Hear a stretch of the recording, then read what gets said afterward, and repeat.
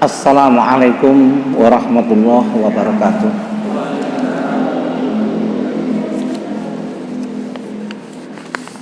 Alhamdulillahi nahmaduhu wa nasta'inuhu wa nastaghfiruh wa na'udzu billahi min syururi anfusina wa min sayyiati a'malina. May yahdihillahu fala mudilla lahu wa may yudlil fala hadiya lahu. Asyhadu an la ilaha illallah wahdahu la syarika lah wa asyhadu anna Muhammadan abduhu wa rasuluhu la nabiyya ba'dah. Allahumma shalli wa sallim ala Rasulillah wa ala alihi wa ashabihi wa mawala.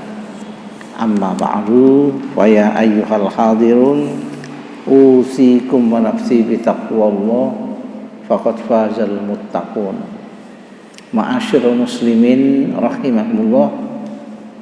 Alhamdulillah, kita bersyukur kepada Allah. Pagi hari ini kita sekalian bisa berada di tempat yang mulia ini untuk kita bersama-sama mengkaji beberapa ketentuan daripada Allah Subhanahu wa taala yang ada dalam kitab sucinya ini, dan mudah-mudahan apa yang kita perbincangkan pada pagi hari ini nantinya akan membawa suatu perubahan ke arah yang positif bagi kehidupan kita ini. Ada satu nilai tambah yang positif, pikiran kita bisa menjadi cemerlang di dalam untuk melihat daripada ayat-ayat Tuhan ini ya. Maka saya juga berterima kasih kalau Anda bisa ikhlas juga mendengarkan apa yang saya paparkan ini ya. Karena tidak banyak orang yang mau mendengarkan daripada apa yang saya sampaikan kadang-kadang. Sehingga pada pengajian terakhir saya itu disuruh bicara di salah satu masjid di Manuan, pembukaan pengajian tafsir, dan kemudian saya disuruh untuk mengawalinya ya, yang minta pengantar tafsir ya, sudah ngomong seperti itu juga saya. Akhirnya dalam pembicaraan itu kemudian timbul dua pendapat. Nah, yang satunya ngomong, iki digawe, iki masuk no wah nggak bisa ini, gitu. Ya seperti itu ya. Ya karena ya sama, banyak orang-orang yang melihat daripada ayat-ayat Tuhan ini secara tekstualis ya, secara literalis ya, sehingga ketika saya membicarakan tentang sebagaimana yang saya sampaikan di sini ya, seperti apa yang tersirat di dalam ayat ini gitu, mereka banyak menjawab, oh begini. Ternyata ketika saya berikan jawaban baru mereka diam gitu. Ya, karena Anda melihat sesuatu yang yang tertulis saja. Ya. Jadi kemarin kan saya bicara di sini itu seperti ayat anfiku, ya. Berinfaklah kamu sekalian. Apa yang tersirat saja? Ya kita disuruh peduli dengan orang lain dan lain sebagainya. Ya bukan itu kan suruhan ayat itu. Tapi sebenarnya itu adalah yang tersirat pada ayat itu, kita disuruh untuk kaya kan. Dengan kita kaya maka kita bisa berinfak gitu. Jadi sebenarnya banyak sekali ayat-ayat Allah itu yang sebenarnya menyuruh kita untuk mendalaminya. Di dalam mendalami daripada ayat-ayat Allah inilah, itu dari sisi ilmu yang namanya filsafat ya, itu sangat diperlukan. Nah kemudian orang-orang di Islam sendiri itu memandang filsafat itu ada yang membolehkan, bahkan wajib untuk kita itu. Wajib kita belajar filsafat itu. Ya. Tapi ada yang tidak membolehkan juga. Gitu. Sehingga Imam Ghazali itu pernah ada ilmu yang harus kita pelajari, seperti kita ilmu tentang ulumul Quran, tentang ilmu bahasa Arab itu kan wajib itu dia. Tapi kalau seperti ilmu-ilmu umum, ilmu biologi, ilmu termasuk filsafat itu tidak wajib, itu tidak ngerti tidak apa-apa. Dan itu berkembang di dunia Muslim seperti itu, dan banyak juga penganutnya. Nah, disinilah kemudian tidak sama dengan apa yang dianukan oleh Ibnu Rusyid. Ibnu Rusyid itu adalah kalau di di barat itu terkenal dengan nama Averroes itu, maka dianggap sebagai guru kedua katanya. Nah, kalau kita seperti dalam kitab-kitab fikih itu yang berkembang di timur sini, itu adalah kitab fikihnya Sayyid Sabiq, itu sangat populer fikih sunnah itu. Tapi kalau di sana itu adalah Bidayatul Mujtahid. Nah, ini senantiasa ada. Jadi sekali lagi ada orang-orang yang memang mengharamkan filsafat, termasuk di daerah Arab Saudi itu nggak boleh gitu. Ya. Tapi tidak semua Timur Tengah seperti itu. Tapi kalau di daerah di Kairo itu diperbolehkan di Mesir sana. Nah, kemudianlah saya termasuk ketika memberikan pengantar tafsir itu, kemudian ada yang mencoba untuk mengalihkan daripada jadi kalau Anda tahu akan tafsir, maka banyak sekali corak tafsir yang ada. Tapi ada orang yang rupanya ya sangat literalis sekali. Saya dibantah terus, tapi kemudian dia minta maaf kepada saya terakhirnya. Tunda saya tidak apa-apa, karena saya paham banget orang-orang berpikir seperti itu. Gitu. Ya. Jadi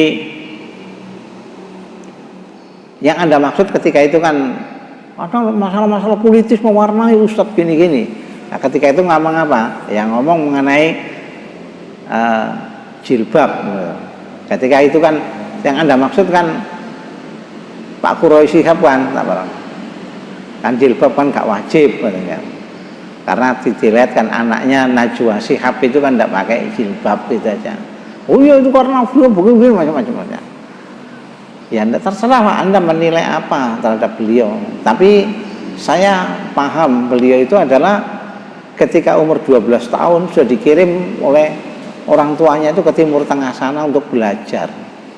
Dan akhirnya beliau itu lulus dari Universitas Al-Azhar Mesir itu menjadi seorang ahli tafsir Asia Pasifik dengan nilai summa cum laude. Lah kemudian kalau saya disuruh memberikan penilaian terhadap beliau, ya didik kelasku tak pernah ngono itu. Justru saya yang berguru kepada beliau. Nah kalau beliau itu kemudian berpikiran seperti ini, ya biarkan aja. Barangkali mungkin argumentasinya lebih kuat dari saya. Lebih baik saya, kalau saya tidak setuju ya sudah diam saja.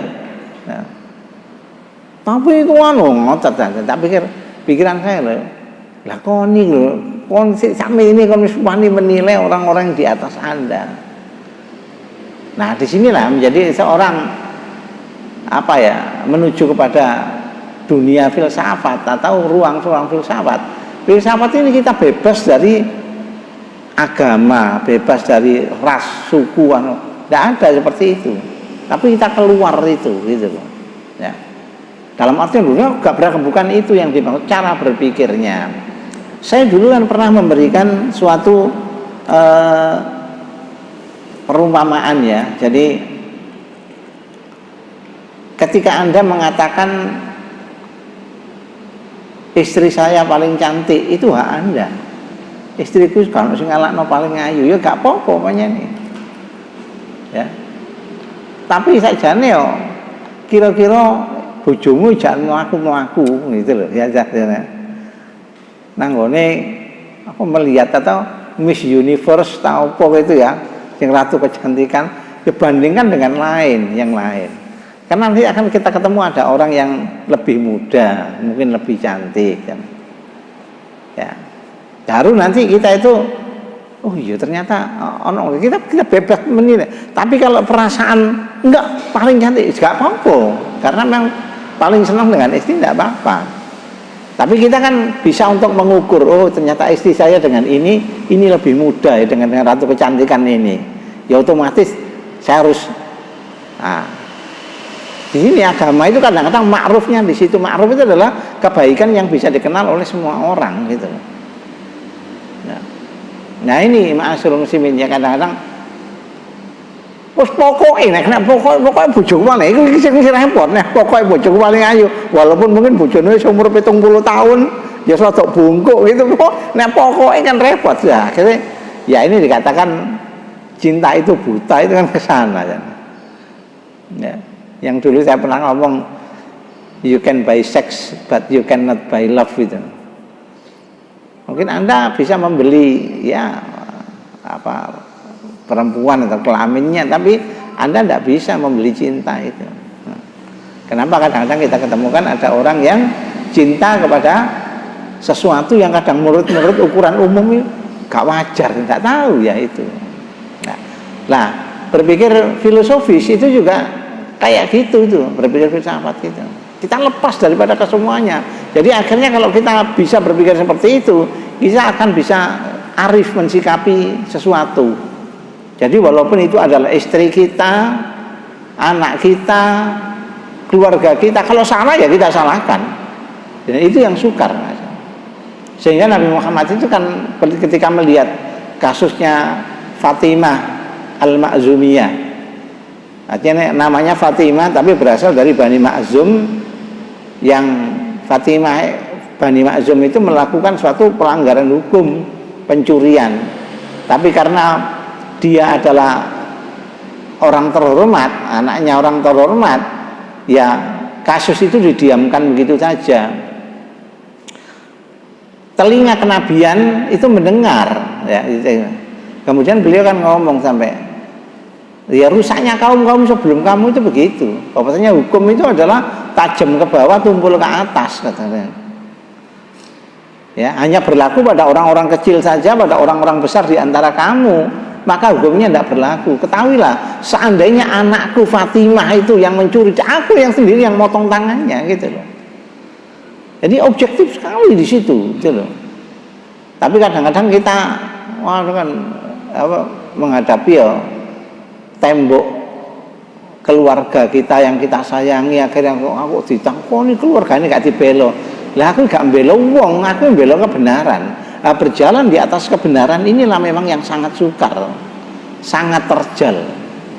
Ya. Gambarannya Al-Qur'an atau gambarannya agama itu pahit gitu loh. Alias punya resiko yang tidak kecil. Ya. Jadi kembali bahwasanya dunia filsafat ini banyak orang-orang yang memang pertama tidak suka gitu loh. Dianggap orang itu menentang Quran yang ngomong ini kok ngini lah gitu loh. Maka inilah yang kemudian menimbulkan kalau di dalam zaman Nabi itu mengapresiasi ucapan Nabi itu antara orang kecil atau sahabat yang berasal dari rakyat biasa dengan sahabat yang berasal dari kaum katakanlah kaum bangsawan, itu tidak sama mengapresiasinya, sehingga menimbulkan kalau di dalam anunya itu dikatakan ahlus sunnah, ahlul hadis. Jadi melihat ucapan Nabi apa adanya, beliau ngomongnya seperti ini, tidak melihat konteks apa dia ngomong. Jadi beliau ngomong dalam konteks apa, dalam masalah apa. Sedangkan yang satunya disebut dengan ahlur ra'yu, yaitu Oh, Nabi ngomong itu karena ada satu sebab yang mendasarinya. Nah, di sini kemudian diambil suatu kaidah di dalam usul ya atau dalam ilmu hukum disebut bahwasanya hukum itu tidak turun dalam ruang yang hampa tanpa makna. Jadi ada sebab yang mendasari. Kalau dalam kaidah usul itu kan ada yang sering saya sampaikan itu loh. Al-hukmu yadurru ma'a illatihi wujudan wa adaman. Jadi hukum itu berputar bersama ilatnya atau ini sistem taklil namanya ya. Ada atau tidak adanya. Jadi adanya itu karena ada ini. Kalau tidak ada ini ya tidak ada gitu loh. Nah orang tidak mau lihat itu. Pokoknya yang ada seperti ini ya. Nah ini yang kemudian sampai seterusnya seperti itu ma'asyiral muslimin ya. Sampai berkembang sampai sekarang ini pemikiran-pemikiran seperti itu gitu. Nah, bagaimana kira-kira Al-Qur'an itu berbicara tentang dunia filsafat?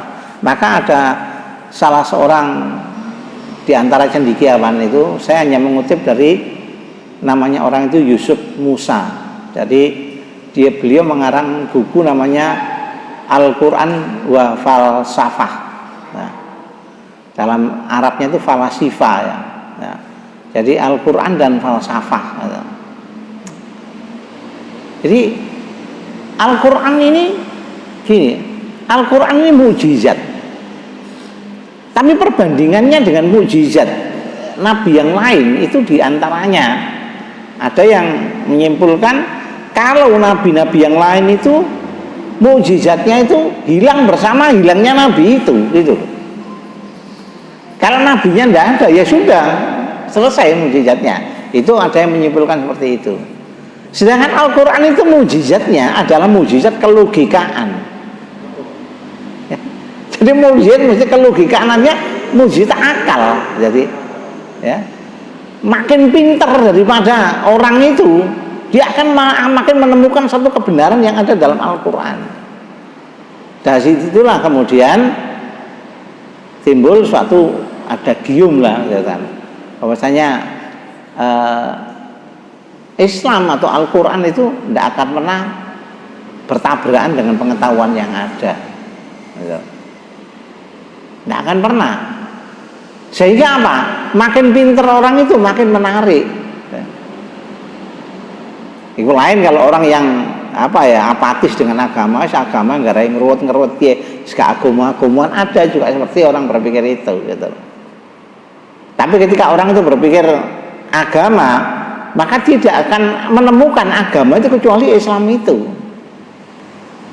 Dinilah daripada penekanan kalimat innad dina indallahil Islam itu. Bahwasanya ya ketundukan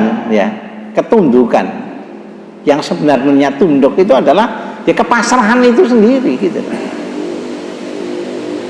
Jadi bahwasanya ad-din ketundukan itu atau agama itu adalah al-Islam ya kepasrahan itu sendiri. Dan ini luar biasa ma'asyiral muslimin. Mengapa? Bagaimana kita menyesuaikan daripada tata pikir kita dengan fisik kita ini? Karena kenapa? Walahu aslama man fis samawati wal ardh. Bukankah telah Islam semua yang ada di langit dan di bumi ini?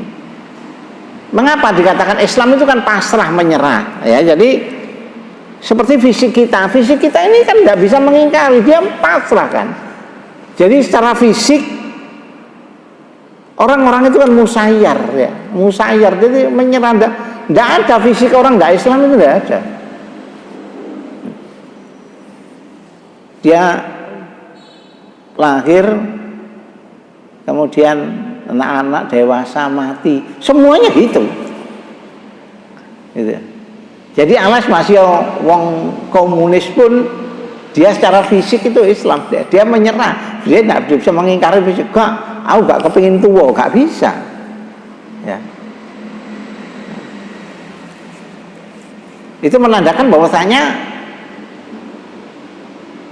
semua itu bukan punya kita gitu. Saya sering kan memberikan contoh apa?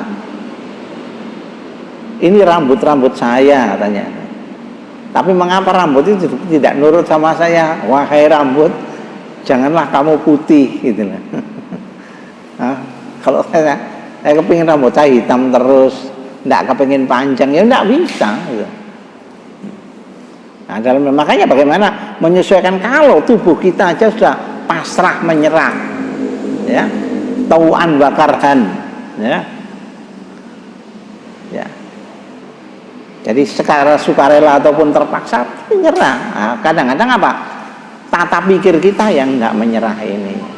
Maka kemudian kalau ini tidak dipelihara dengan benar, makanya kan dalam maqasidus syariah kan ada namanya hifdzul akal. Jadi memelihara akal. Karena akal inilah yang tentunya harus kita pelihara karena dia akan mendalami daripada petunjuk-petunjuk Allah itu. Yang kemarin saya sampaikan itu kan. Akal itu adalah pendengaran, penglihatan dan hati gitu. Nah, ini ma'asyarul muslimin. Jadi mukjizat kelogikaan Al-Qur'an ini itu akan bisa diterima adalah bagi orang-orang yang menggunakan itu saja. Di sinilah kemudian Sayyidina Ali itu pernah mengatakan ad-dinu aklun ladina liman la aklala. Ya. Jadi agama itu ya akal gitu loh. Tidak beragama bagi orang yang tidak berakal. Di dalam pengertian di sini kalau bagaimana kalau bukan gitu. Tapi ini pernyataan secara normatif seperti itu gitu loh. Normalnya orang-orang itu begitu. Ya.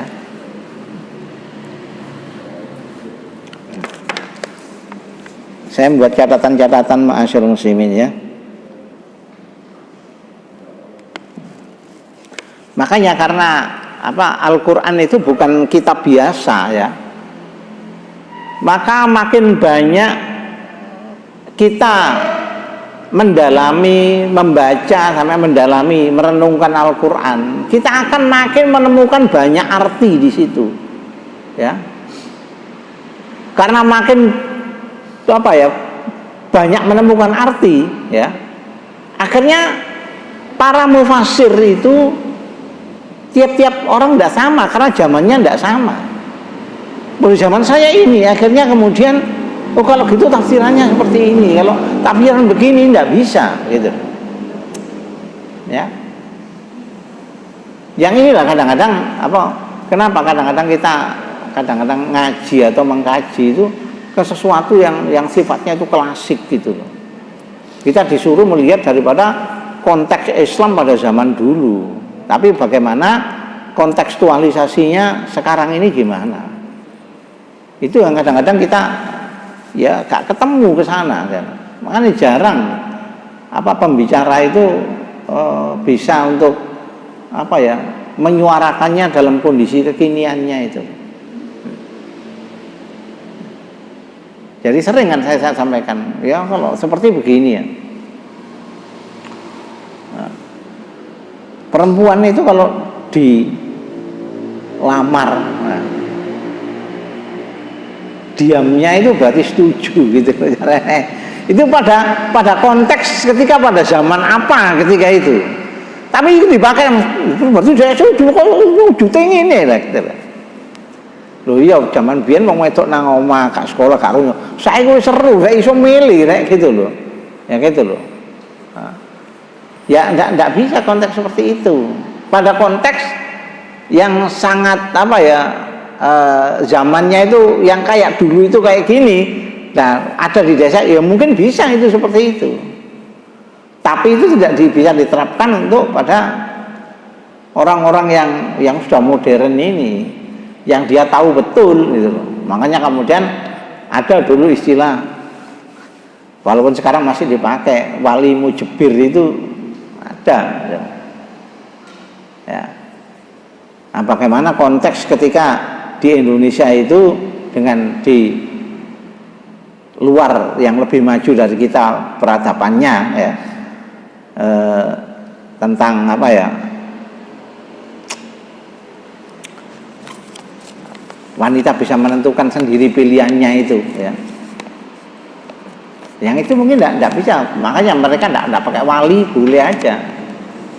Yang mungkin di sini tidak bisa seperti itu ya.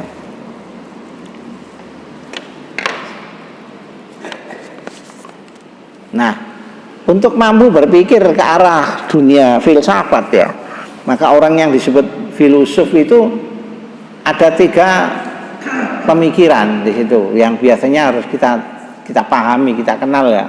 Pertama adalah filosof itu berpikiran radikal.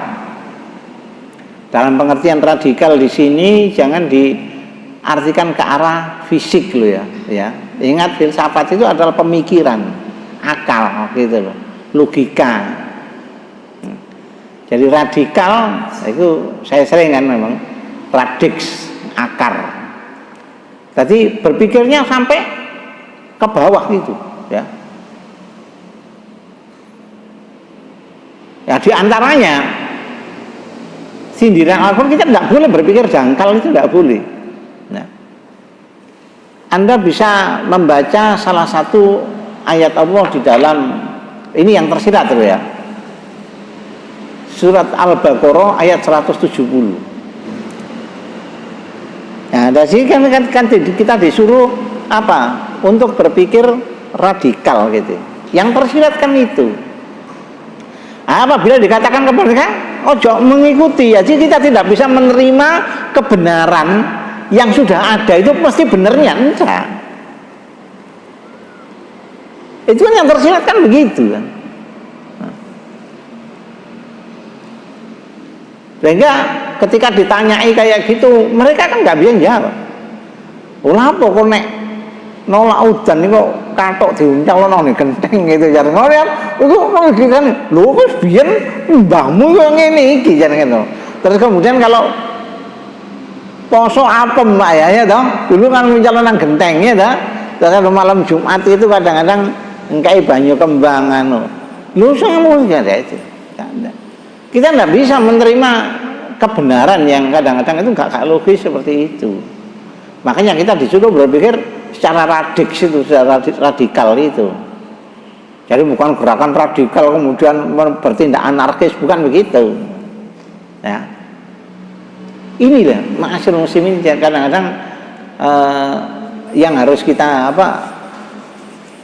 renungkan, kita pahami ya. Oh iya ya, seperti ini. Kalau saya istilahkan dulu adalah taken for granted itu jangan.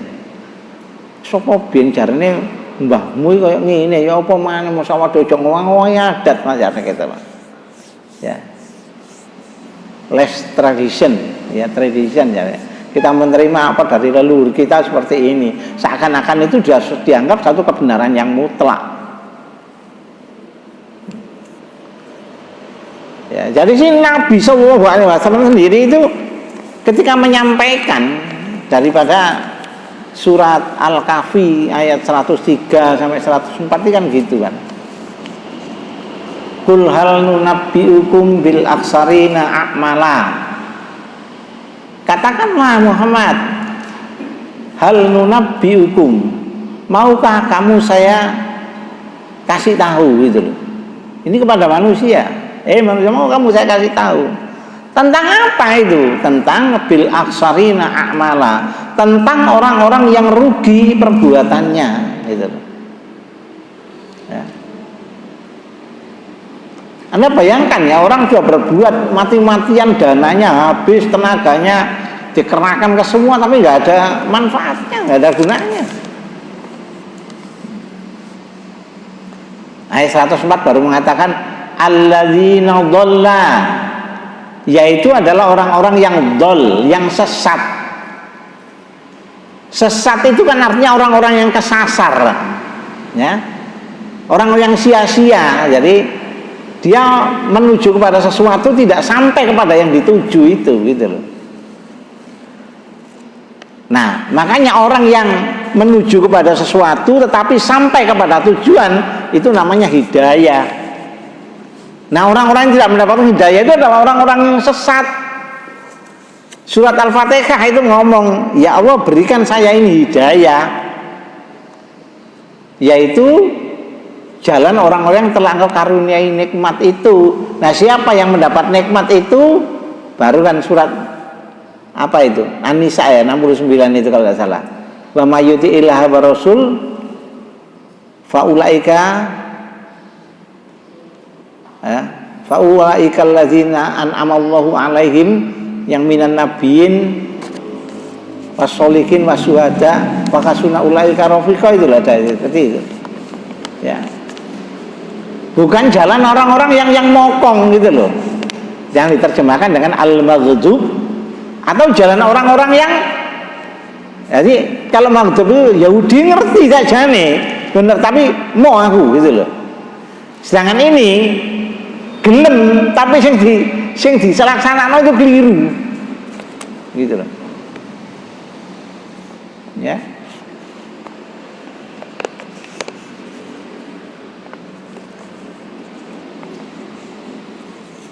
Jadi alladzina dhalla sa'yuhum, jadi yaitu orang-orang yang sia-sia apa yang diperbuatnya itu, sa'yuhum, yang diperbuat mereka itu. Dan orang-orang demikian ini dikatakan wahum, dan mereka yaksabuna annahum, menyangka bahwasanya mereka itu yuksinuna sun'a, telah berbuat yang seindah-indahnya gitu. Ya.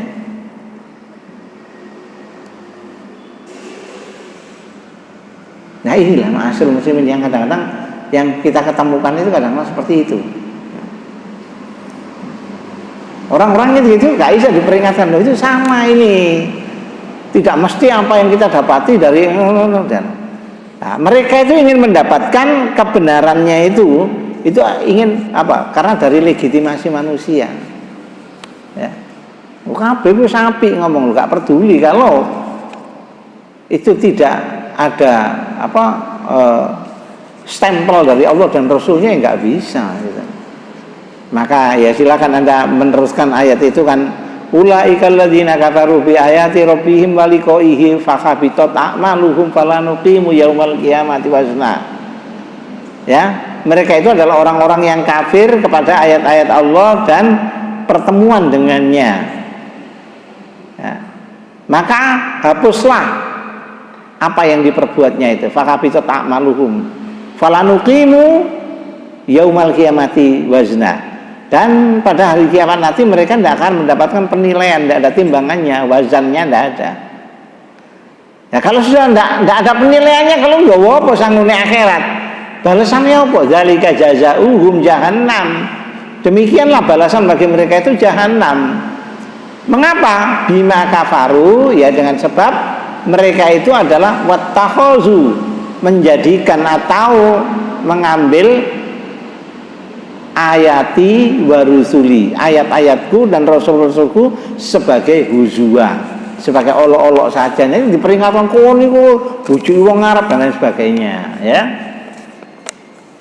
Yang ini yang kadang-kadang ya perlu kita untuk renungkan. Jadi di antara cara berpikir filsafat itu kita anukan untuk berpikir apa ya? Ya radikal tadi pertama. Yang kedua, ya berpikirnya universal. Jadi kebenaran yang ditampilkan, ya, itu sifatnya umum gitu. Nggak ada orang yang menolaknya itu gitu. Makanya agama itu saya katakan tadi kan, ma'ruf, kebenaran yang bisa diterima oleh semua orang, mesti gak bisa mengingkarinya. Lawannya ma'ruf ya mungkar itu. Terus dibahasakan jadi amar ma'ruf nahi mungkar orang. Sebenarnya Al-Qur'an enggak ono amar ma'ruf nahi mungkar sakjane. Yang ada itu adalah al-amru bil ma'ruf an-nahyu anil mungkar. Qur'annya gitu ya. Nanti mampu enggak kita berpikir yang kira-kira itu kebaikannya atau dampaknya itu semua orang merasakannya gitu. Bukan untuk kebaikan golongannya sendiri, enggak. Jadi ma'ruf itu di situ. Ya, ma'ruf itu kebaikan yang sifatnya universal. Kebaikan yang sifatnya itu bisa diterima oleh semua orang. Kalau universal itu khair. Ya. Kalau ma'ruf itu kebaikan yang sifatnya itu lokal. Dan yang ketiga rasional.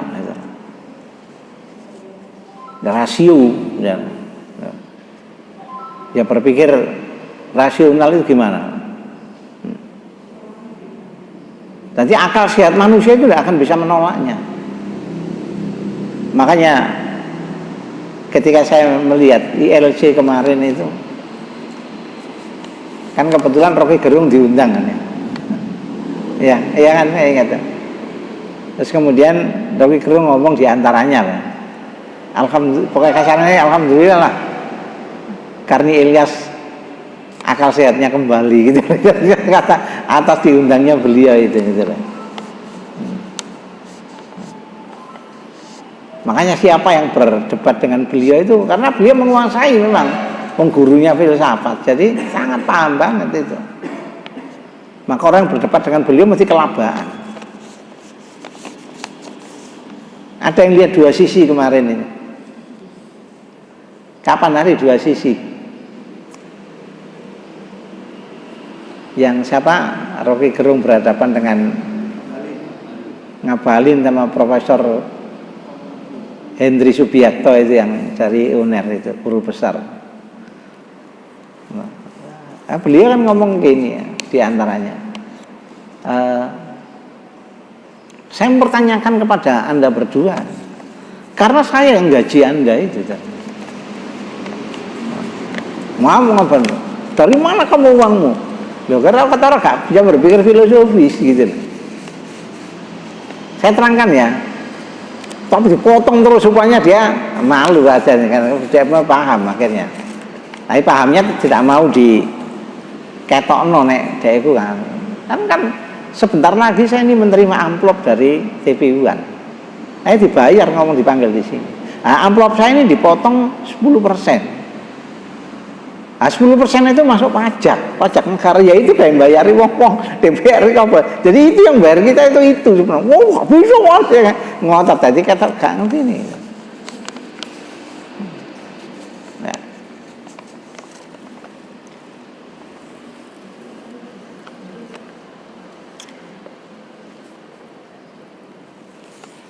Nah, oleh karena itulah maka tentunya kita harus memelihara daripada akal sehat kita ini, karena ini mujizatnya Al-Quran, ini mujizat kelogikaan. Kita disuruh mengamati yang ada di sekitar kita ini. Makanya 3 pokok bahasan dari filsafat itu biasanya adalah masalah teos, antropos, dan kosmos. Mesti bahasanya itu. Itu bahasan pokok besar. Baru kemudian dipecah menjadi nanti yang perencil-perencil itu mesti filsafat ilmu itu. Mesti berbicara tentang Tuhan, ya, berbicara tentang kemanusiaan, berbicara tentang alam semesta. Jadi ketika kita mengamati di sekeliling kita ini alam semesta, itu juga ayat-ayat Tuhan. Yang istilah di dalam Al-Quran namanya kauniyah, ya, yang harus kita sinkronkan dengan petunjuk Tuhan yang berupa kauliyah itu. Dan juga mengamati untuk siapa ini. Nah, kita berdiam di alam ini ya tentunya harus paham tentang alam ini gitu loh. Makanya dipelajari gitu. Intinya menuju ke sana. Manakala agama yang itu tabrakan dengan dengan logika, itu mesti terpelanting dengan apa? Dengan kemajuan daripada zaman itu. Makanya kenapa agama Kristen ya itu di barat tidak lakunya itu karena itu seperti itu. Itu ada orang melakukan satu penyelidikan ke sana, akhirnya sampai pada kesimpulan itu karena orang-orangnya belajar filsafat ya. Oh ternyata begini. Kenapa? Karena ketika di dalam masalah ketuhanan maka kita ketemu namanya Tuhan imanen dan transenden kan itu. Tuhan yang ada di langit dengan Tuhan yang ada di bumi. Tuhan yang ada di bumi ya berupa firman yang hidup, katanya adalah Yesus itu sendiri Tuhan juga. Tapi yang di sana sebagai pencipta alam semesta ya Tuhan juga. Jadi bingung juga. Gitu loh. Tapi ketika Tuhan itu mati, maka siapa yang berkata Tuhan itu? Eli, Eli, lama sabaqtani. Tuhan, Tuhan, mengapa engkau meninggalkan aku? Kan ada di situ ya. Jadi Tuhan, ketika ngomong Eli, Eli, lama sabaqtani, mengapa enggak? Tuhan meninggalkan Tuhan, kan itu. Jadi bingung juga. Oh itu dia diangkat ke langit, duduk di sebelah kanan Tuhan. Jadi Tuhan duduk bersama dengan Tuhan. Nah, orang sana kan suka berpikir gak gaduh pikiran. Banyak ditinggalkan. Yang kedua dari sisi antroposnya adalah dari sisi kemanusiaan. Kita tidak bisa membayangkan seandainya orang tidak tertebus dosanya karena tidak mengenal Tuhan yang mereka maksud itu gitu.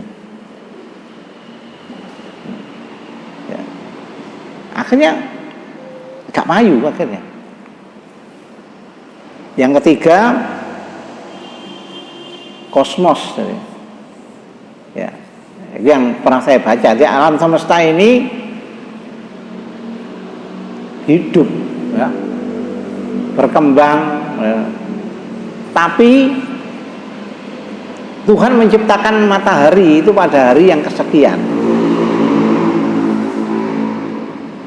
Padahal menurut ilmu pengetahuan ya, matahari sumber kehidupannya ke sana, memberikan energi ke sana ya, ke alam semesta ini ya. Loh kok bisa nggak ada matahari kok sudah ada kehidupan? Gimana? Oksigen dan lain sebagainya kan tidak ada kehidupan. Kok bisa? Ya terakhir itu jawaban pokoknya itu nantinya. Jadi banyak orang-orang yang kadang-kadang seperti si yang murtad itu, Junaidi Salat, pernah dengar ya? Ya Junaidi Salat itu dulu pemeran Ali Topan anak jalanan. Waktu saya masih muda kan ada film itu. Maka dia setelah menjadi masuk Kristen ngomong, apa orang Islam kalau mati kayak permen dibungkus ya. Nah, dia tidak pernah baca di dalam kitabnya sendiri Yesus itu matinya dikafani juga. Yang ngilokno Yesus saja itu gitu. Nah ini kudu guyon ini ngawur ini ya.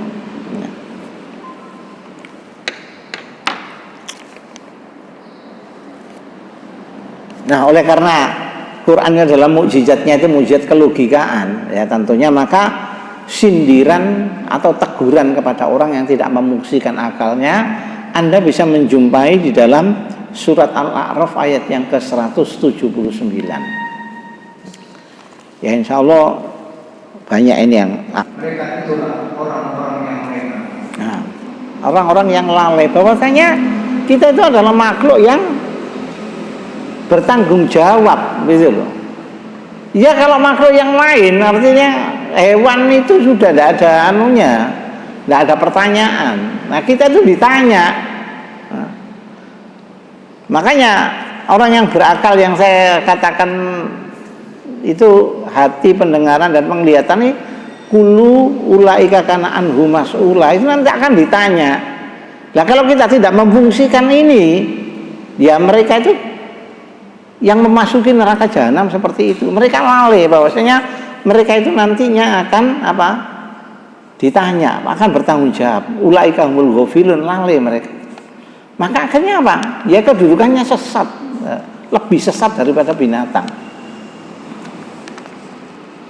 Saya kemarin diantaranya khutbah itu ya bawakan ini ayat diantaranya. Sudah sering saya sampaikan di sini kan. Kadang-kadang ini kita dengan binatang itu kan yang membedakan karena kita berakal itu aja loh. Kalau kita tidak menggunakan akal kita, balhum adul itu artinya diantaranya sih kita sing gampang ya lah. Sing gampang kalau kita mati nanti kubur cepet-cepet ngomong durung tambah mambu wis iki ya ta. Iku ngomong cepet-cepet. Tapi kalau hewan macan mati wis iso dikubur dhisik, aku perlu kulite rek. Nah, iku iso tak dol kan ya ta. Apa dhewe gak ada itu. Belum binatang-binatang yang lain pasti ada gunanya gitu loh. Kalau kita enggak ya.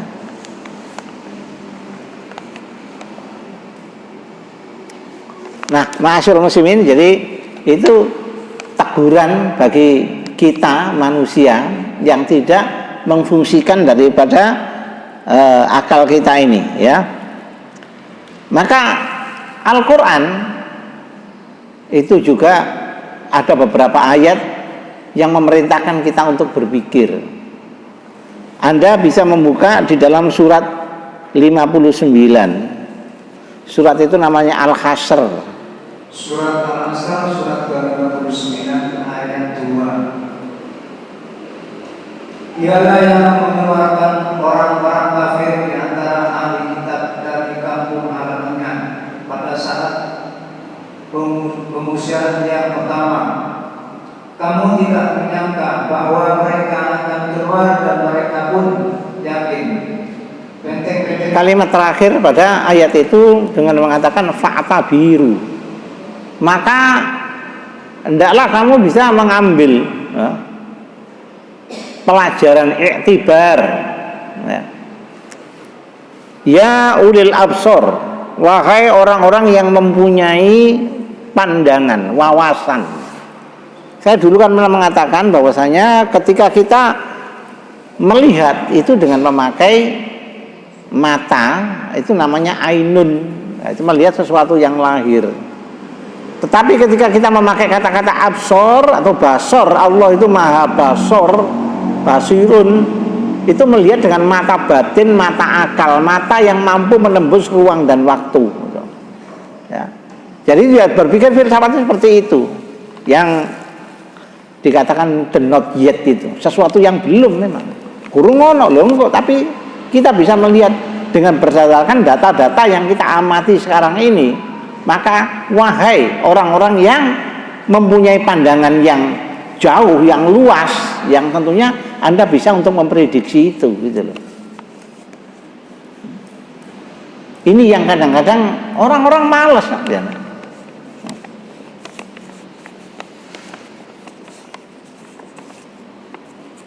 Saya menemukan itu memang banyak, dan itu juga para mubalik yang kayak gitu itu kadang-kadang mau malas kadang-kadang selapus terang ada teman saya mungkin. Sampai saya kemarin itu teman saya juga mubalik gitu ya, teman ya katakan, boleh dikatakan murid saya aja. Iya Cak Bas tiba ini kan. Beliau bicara tentang salah seorang teman yang juga balik. Aku kayak terus gitu aja. Kalau kon biyen ngarani aku dipikir aku ki iri mbek wonge kan ngene-ngene. Gak gitu jarene. Kan gak iso aku kayak gitu itu. Jadi orangnya itu Pertama takon ngimami ya Bas. Lebake carane ngimami kok ngene yo. Aku wis paham kok cara bacaane ngene ya wis. Kedua, dia bawa peralatan. Itu terangkan di apa proyektor itu. Tiba aja Bas tak delok isine. Apa isine? Dadakno hanya menerangkan tata cara Nabi Muhammad Shallallahu Alaihi Wasallam makan. Jadi makan pakai tangan kanan. Sajane gak perlu diterang mau pakai peralatan dengan kan biasa aja itu. Kecuali kalau menghubungkan makanan Nabi kenapa makan seperti ini, maka secara anatomi tubuh atau secara kesehatan opo itu enggak. Jadi tata cara makan, kadang-kadang materinya tata cara memasuki masjid. Nah, tapi gelar yang ditampilkan itu jadi berani menampilkan gelar wah dukur lah, nah, benar ya. Jadi iya, ya sudah. Nah, makanya kadang-kadang kritikan ya, jadi ya. Sudah berani menyandang gelar intelektual, tetapi yang diterangkan cuman sebenarnya anak-anak TPA bisa menerangkan itu. Yang kedua, perintah Al-Quran untuk berpikir, ya. Yaitu ada satu perintah. Anda bisa membaca dalam surat Yunus surat 10 ayat yang ke-101 ya. Surat Yunus nomornya ke-10 ayat 101. Katakanlah, perhatikanlah apa ya. Setelah pada ayat yang pertama tadi kita komentarnya Ibnu Rusyid ya. Ayat yang dari surat Al-Hasyr tadi fa'tabiru ya ulil absor itu adalah kita disuruh apa untuk mencari sesuatu yang majhul, yang tidak kita ketahui sebenarnya gitu. Akhirnya kita bisa menjadi tahu gitu. Nah, yang kedua ini adalah kita disuruh memperhatikan daripada pandangan kita itu adalah alam semesta ini ya. Tidaklah bermanfaat tanda-tanda kebesaran Allah dan Rasul-Rasul yang memberi peringatan bagi orang-orang yang tidak beriman. Jadi bagi orang-orang yang tidak anut, seakan-akan apa yang dikatakan oleh Rasul, yaitu warusuli huzwa tadi, itu kayak sebagai Allah saja. Padahal tanda-tanda itu kita disuruh untuk ya menggunakan daripada akal sehat kita. Ini ma'asyiral muslimin. Dan yang ketiga, kita bisa membaca di dalam surat Ali Imran ayat 190 itu. Nah.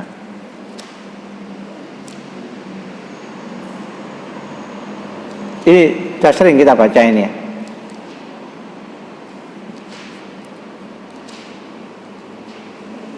Itu yang pertama itu apa ayatnya apa itu? Bunyinya itu 190 itu. Saya kadang-kadang kok nek eling siji ngono eling apa?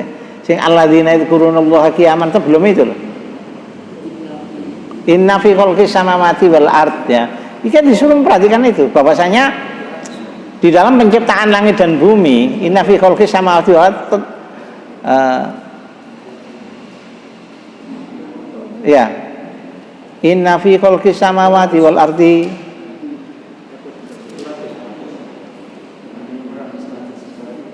Ali Imran.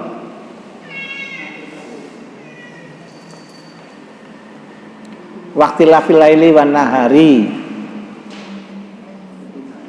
Dan pergantiannya malam dan siang. Ya bagi orang-orang yang tidak beriman itu adalah kejadian biasa saja, gak ada hubungannya dengan apa Tuhan, tidak ada. Jadi sisi filosofisnya tidak ada. La ayatil liulil albab, sebagai satu tanda-tanda bagi orang-orang yang mempunyai kejernihan di dalam berpikir. Nah, jadi ayat-ayat yang berbicara tentang filsafat itu banyak sebenarnya kita disuruh untuk berpikir, ma'asyiral muslimin. Tapi kenapa ya? Kadang-kadang justru kita itu sering ngaji itu ngajinya ngaji fikih. Fikihnya ada fikih kaku. Wes ono lho ngene. Itu yang repotnya kan di sana. Ya. Ini saya kadang-kadang eman-emane buku ning mbakekno apa makalah jadi gini ya jadinya. Nah kalau orang sudah tidak gemar membaca ya berat. Nah kalau orang khususnya ya bingung.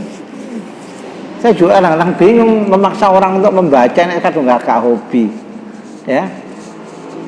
Karena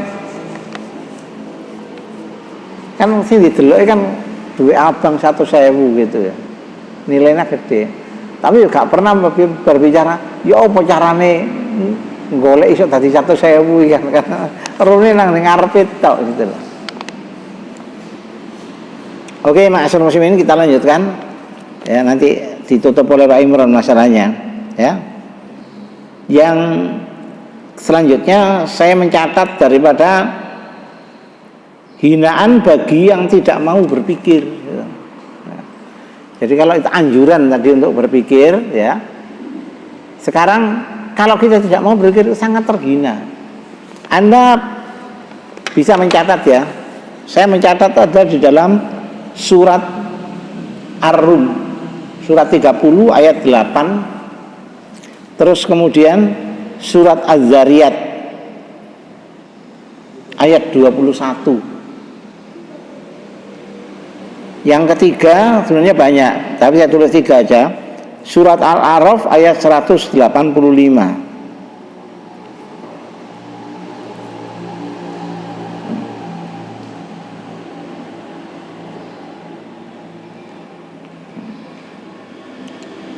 Ya, di Ar-Rum 8 itu apa bunyinya? Dan mengapa mereka tidak memikirkan tentang kejadian diri mereka? Allah tidak menciptakan langit dan bumi dan apa yang ada di antara keduanya, melainkan hanya. Nah, itu ada dalam surat apa tadi itu Ar-Rum ya. Ya. Jadi kadang-kadang kan kita melihat apa diri kita sendiri ini. Makanya kadang-kadang kan gini ya. Masih ingat enggak ketika saya berbicara dengan melihat daripada diri kita sendiri, kita akan mengenal Tuhan kita, gitu. Kenalilah dirimu maka kau akan kenal Tuhanmu. Kenapa begitu? Ya, kadang-kadang apa ya? Seperti gini. Kok bisa ya saya seperti ini gitu loh. Tuh saya lapar, ya. Kemudian otomatis saya membutuhkan makanan. Ternyata yang lapar kan perut. Tapi untuk melihat makanan itu sampai ke perut, kan ada perlu organisasi yang harmonis antara kaki melangkah ke arah makanan itu, tangan mengambil, jari menyengkeram, dipikirin ke mulut, gigi mengunyah, sampai kemudian kok sampai akhirnya ke perut, gitu loh. Lah organisasi yang ya apa ya, yang rapi begini, mau tercipta dengan sendirinya, gitu loh. Tidak ada sesuatu zat yang maha sempurna yang menggerakkan daripada kesemuanya itu, gitu loh. Ya.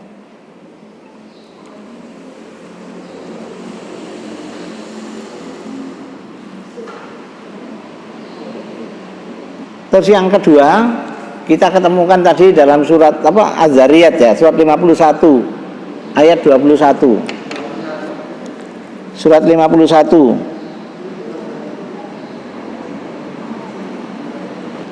Ya sama intinya. Wafi anfusikum ya. Afala tubsirun. Ya. Jadi bukan melihat daripada apa gini loh. Ini loh kalimat-kalimat yang ada kan seperti gini. Wafi anfusikum, dan terhadap dirimu sendiri. Afala tubsirun. Maka apakah kamu tidak tubsirun? Pakai kata-kata basir loh di sini. Jadi mata akal berarti gak cukup melihat wah nang kocok didelok ganteng tiba ya aku atau ayu aku iki ngene. Padahal itu pandangan-pandangan apa tipuan. Kok ngoco terus ya. Kok tambah tua aku kira ngono kan iya dah. Kok tambah ngene kan gitu, gitu. Nah, tapi kalau kita melihat sesuatu yang lain daripada itu, gak sama Pak tuh sirun itu. Ya. Dan ayat yang terakhirnya adalah surat Al-A'raf ya 185. Ya. Dan apakah mereka tidak memperhatikan kerajaan langit dan bumi? Nah sudah. Ya, 3 ayat ini senada. Kita disuruh untuk apa? Memperhatikan daripada kesemua yang ada di sekeliling kita ini, ya. Ya. Kemudian hinaan, kalau kita tidak mau memperhatikan itu, nggak mau memikirkannya, maka bagaimana kita berpikir ala filsafat ala Al-Quran ini. Sebenarnya kan ilmu filsafat itu kan ya kalau kita belajar filsafat pasti belajar mengenai Sokrates, Plato dan lain sebagainya ya. Ilmu berpikirnya seperti itu sama dengan Al-Quran sama kita ketemukan. Tapi banyak orang-orang yang bahkan di kalangan salaf sendiri itu pernah ada mana ada orang-orang seperti Sokrates itu tidak ada sejarahnya, tidak percaya dan itu loh. Ya nek gak percaya gak bisa ngomong ya. Ya. Maka sebagai terakhir daripada apa yang kita perbincangkan ini, mari kita buka kembali daripada surat Al-Baqarah ayat 164.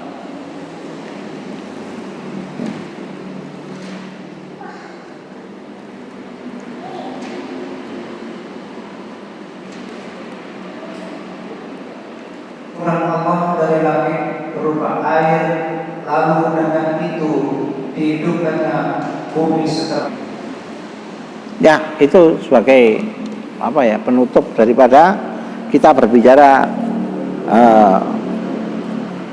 korelasi antara Al-Quran dengan filsafatnya. Nah, silakan Anda mengikuti kutub pemikiran yang mana. Karena kalau kita mengikuti kutub pemikirannya fenomenologis, ya tentunya memilih kita untuk senantiasa berfilsafat ya. Tapi kalau kita mengikuti aliran literalis, opo sing ada di tulisan itu harus saya laksanakan. Walaupun kadang-kadang gak cocok be zamane babano. Dia lebih yakin karena apa? Filosof itu mendewakan akal. Jadi kalau ada akal bertemu dengan ayat, akalnya harus tunduk sama ayat. Ya. Padahal ayat ini sebenarnya kalau menurut filosof dia itu akan berbicara pada masanya sendiri, pada masa Nabi, mungkin tafsirannya ini, karena konteksnya manusianya ketika itu begini. Ya. Jangan pada zaman yang lain, maka konteksnya berbeda, otomatis menghasilkan sesuatu yang berbeda. Di sini para mufasirnya itu banyak yang nggak sama di dalam menafsirkan sesuatu. Ya. Yang dulu saya sampaikan, fama ya'mal mithqala dzarratin syarran yarah. Dzarrah itu apa? Saya dulu punya buku lama itu ditafsirkan sebiji sawi gitu loh. Dzarrah sebiji sawi. Kemudian zaman kita mengenal fisika diterjemahkan molekul. Zaman makin molekul ada atom, artinya sesuatu yang kecil gitu loh. Jadi kita menemukan sesuatu yang baru dalam apa ya penafsiran itu.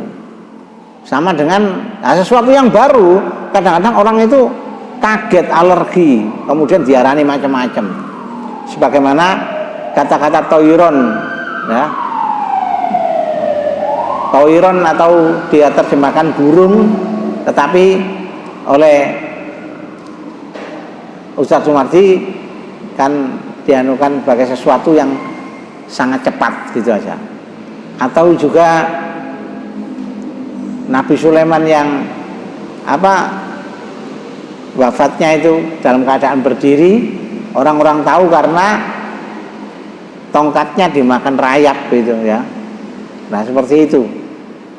Padahal kalau tafsiran yang logis itu kan itu menandakan bahwasanya dia digerogoti oleh rakyatnya sendiri. Nggak apa-apa, mau ngaji nih. Huro-huro ini.